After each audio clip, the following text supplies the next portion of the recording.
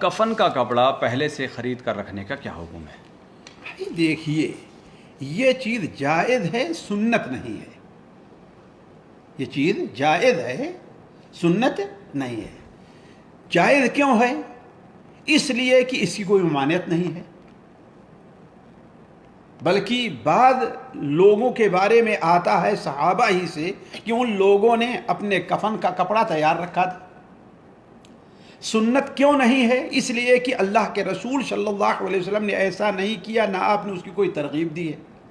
وہ حدیث جو صحیح بخاری میں حضرت سالم بن سعد کی مروی ہے کہ ایک صحابیہ رضی اللہ عنہ اللہ کے رسول کی خدمت میں ایک بہترین سی چادر لے کر کے آئیں جس کے حاشیے بنے ہوئے تھے اور اپنے ہاتھ سے اس کو بنا تھا، لا کر کے پیش کیا کہ اللہ کے رسول صلی اللہ علیہ وسلم اسے میں اپنے ہاتھ سے تیار کیا ہے، ہم نے یہ آپ کے لیے ہدیہ ہے، یہ آپ کو دے رہی ہوں۔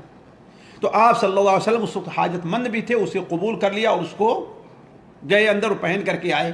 ایک صحابی نے کہا کہ اے اللہ کے رسول صلی اللہ علیہ وسلم تو بڑی اچھی ہے، لگ رہی ہے، یہ مجھے آپ عطا فرمائیے۔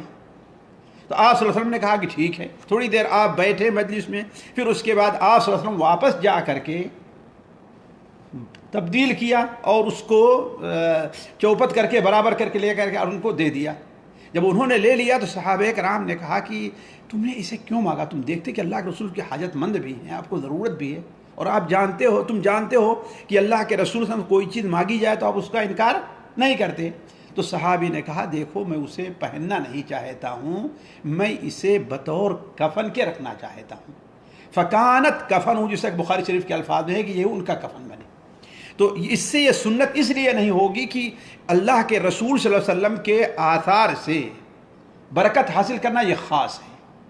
آپ کے جسم سے جو کپڑا لگ جائے وہ باعث برکت ہے، آپ کے بال باعث برکت ہیں، آپ کا تھوک باعث برکت ہے کہ نہیں؟ لیکن یہ کسی کو اور حاصل نہیں ہے۔ تو اس نے اس لیے نہیں کہا کفن کا تیار کرنا یہ اچھی چیز ہے، اسے نہیں لے کر رکھ لیا، اس لیے لے کر کے رکھ لیا کہ اللہ کے رسول صلی اللہ علیہ وسلم جسد مبارک سے یہ ٹچ ہو گیا ہے۔